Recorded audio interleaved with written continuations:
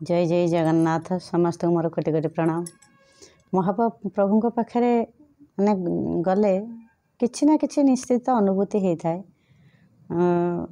समस्त कथा कही पारुनी मु प्राय प्रतिटी मुहूर्त आम अनुभूति साउंड थाउ मु सब अनुभूति नहीं थाए अनुभवर कथा को मु अनुभूति नहीं थाए।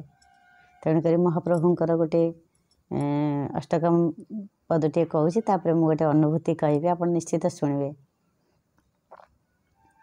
रथारूढ़ गच्छन् पथि मिलितवो देव पटले स्तुतेर्पादर्भावं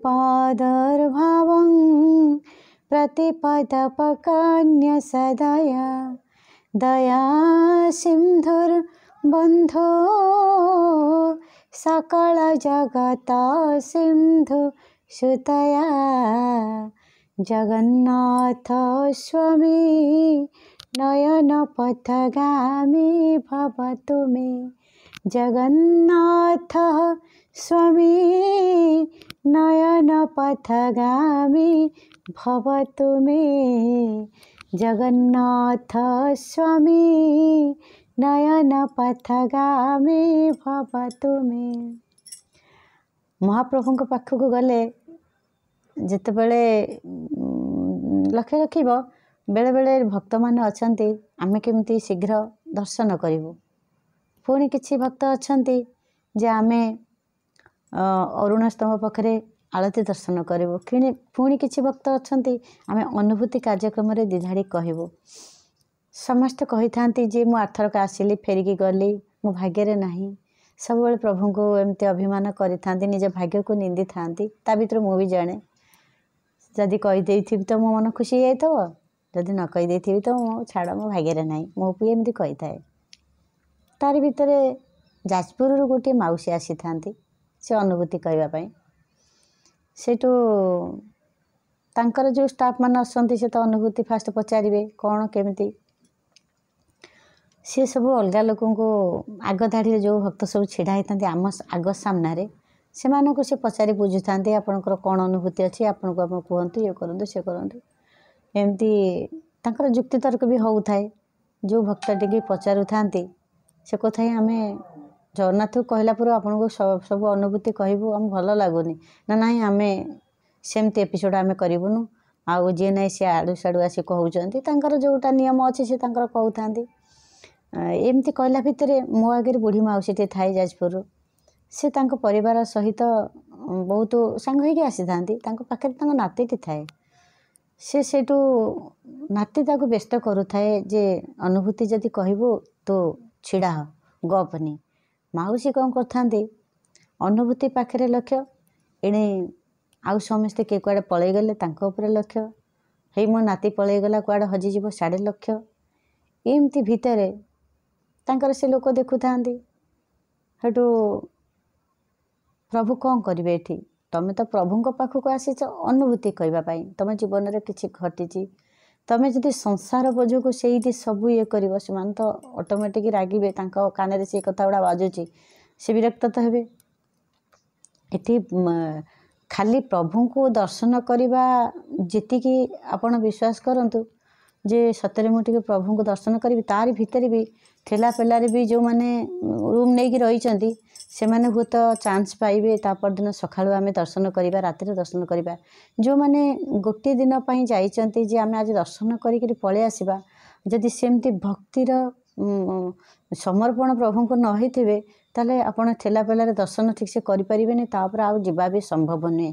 एते लाइन एते लोक आपण विश्वास करिबेनी मंदिर को गले आउ कौन से कालिया ठाकुर पाखे अच्छी कालिया ठाकुर को जना भक्त मान को जना आउ एमती व्यस्तता भितर मु माने देखु थाए से जी थरे जीव से दर्शन करवा बहुत कष्ट हम जदि भाग्य थे प्रभु दर्शन मिले प्रभु जदि चाहिए प्रभु जदि डाकी सेमती आमर भाव अच्छी प्रभु आमको नहीं आम अनुभव करुचे ताले निश्चित दर्शन मिल ता भितर अनुभव गोटे एमती जिनस अनुभूति सी भी भाग्य थे मिले।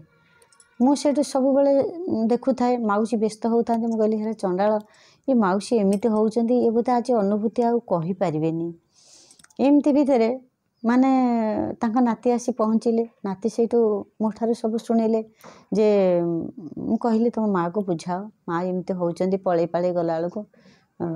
ମାଉସୀ ସେଠୁ କହୁଛନ୍ତି ମୁଁ ଟିକେ ଗାଁ ଗଣ୍ଡା ଲୋକ ତ ଆଉ ସେମିତି ଟିକେ ହେଉଛି। ମୁଁ କହିଲି ଏଠି ଗାଁ ଗଣ୍ଡା ଲୋକ, ଏଠି ପ୍ରଭୁ ସିନା କ୍ଷମା କରିବେ, ଏଇ ଯେଉଁ ଷ୍ଟାଫ୍ ଅଛନ୍ତି ସିଏ ଆପଣଙ୍କୁ ଚାନ୍ସ ଦେବେନି। ମାଉସୀକୁ ମୁଁ ଏମିତି କହୁଥାଏ, ଚାନ୍ସ ଦେବେନି। ନାତିକି ସେଠୁ ବୁଝେଇଲି। ସିଏ ଯେତେବେଳେ ପଚାରିଲେ କ'ଣ ମାଉସୀ ତମର ସବୁ ଅଛି, ସବୁ ଘର କଥା ଆଲୋଚନା କଲା ଭିତରେ ତାଙ୍କୁ ଟିକେ ଭଲ ଲାଗିଲାନି। ଗାଁରେ ଯେଉଁଠି ଝଗଡ଼ା ଝାଟି କିଛି ଫ୍ୟାମିଲି ଭିତରେ ସେ ତ ଚାନ୍ସ ଦେବେନି।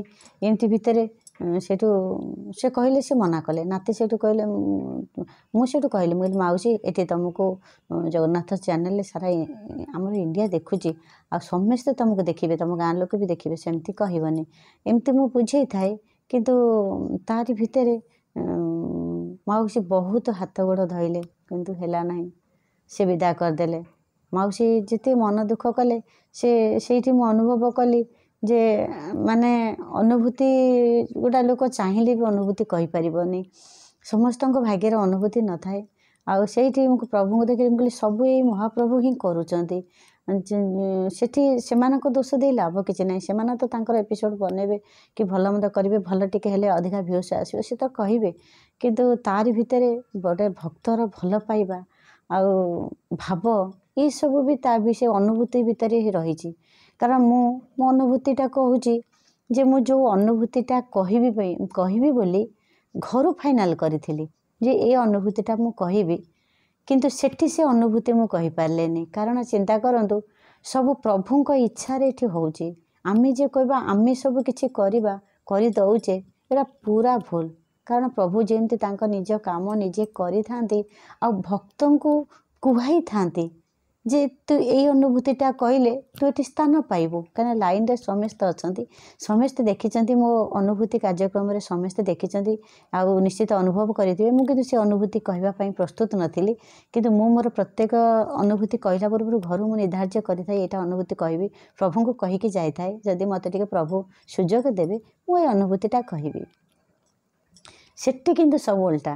ସେଠି ପ୍ରଭୁଙ୍କ ନିର୍ଦ୍ଦେଶରେ, ପ୍ରଭୁଙ୍କ ଜାଗା, ପ୍ରଭୁ ଯେଉଁଟା ଚାହିଁବେ ସେଠି ସେଇଟା ହେଇଥାଏ। ଆଉ ସେ ମାଉସୀ ପଛରେ ମୁଁ ଥାଏ, କିନ୍ତୁ ସେ ମାଉସୀକି ଆଉ ସୁଯୋଗ ଦିଆଗଲାନି। ମାଉସୀ ବହୁତ ମନ ଦୁଃଖ କଲେ, କାରଣ ସେ ଅନୁଭୂତିର ଲକ୍ଷ୍ୟରେ ନଥିଲେ। ସେ ନାତି ହଜିଗଲା, ପରିବାର ଆସିଛନ୍ତି, କିଏ କୁଆଡ଼େ ପଳେଇଗଲେ, ମୁଁ ଏଠି କ'ଣ କହିବି, ଏଇ ଯେଉଁ ଭାବନା ଭିତରେ ପ୍ରଭୁ କହିଲେ ନାହିଁ, ତୁ ତ ବ୍ୟସ୍ତ ହେଉଛୁ, ତୋ ସଂସାର ପାଇଁ ତୁ ବ୍ୟସ୍ତ ହେଉଛୁ, ନାତି ପଳେଇଲା, ଆମେ କହିଲା ତୁ ମୋ କଥା କ'ଣ କହିବୁ। ତେଣୁକରି ଯେମିତି ପ୍ରଭୁ ସବୁ କାମ କରେଇଥାନ୍ତି, ଏ ଅନୁଭୂତି ବି ଠିକ୍ ସେମିତି। ବିଶ୍ୱାସ କରିବେନି, ମୁଁ ଯେଉଁ ଅନୁଭୂତିଟା ଭାବିଥିଲି ସେ ଅନୁଭୂତିଟା ମୁଁ କହିପାରିଲିନି, କିନ୍ତୁ ତା ଚାହିଁ ଅନୁଭୂତିଟା ବଢ଼ିଆ ଅନୁଭୂତିଟା ମୁଁ କହିଲି, କିନ୍ତୁ ବହୁତ ସୁନ୍ଦର ଭାବରେ ବି କହିଛି। ସମସ୍ତେ ମାନେ ଖୁସି ହେଇଥିବେ ନିଶ୍ଚିତ ଦେଖିକିରି, ଆଉ ଶେଷଦେବ ଭାଇନା ବି ବହୁତ ଖୁସି ହେଲେ। ଆଉ ସେଥିପାଇଁ କହୁଛି, ଆମେ ମନ୍ଦିରକୁ ଯଦି ଯିବା, ପ୍ରଭୁଙ୍କ କତିକି ଯିବା, ପ୍ରଥମେ ସବୁ ସମର୍ପଣ ନ କଲେ ହେଇପାରିବନି କିଛି। ପ୍ରତ୍ୟେକ କ୍ଷେତ୍ରରେ ମୁଁ କହିଥାଏ ଯେ ଅନୁଭୂତି ମୋ ନିଜସ୍ୱ, ଅନୁଭବରୁ ମୁଁ ଅନୁଭୂତି ତାକୁ ଆଣିଥାଏ।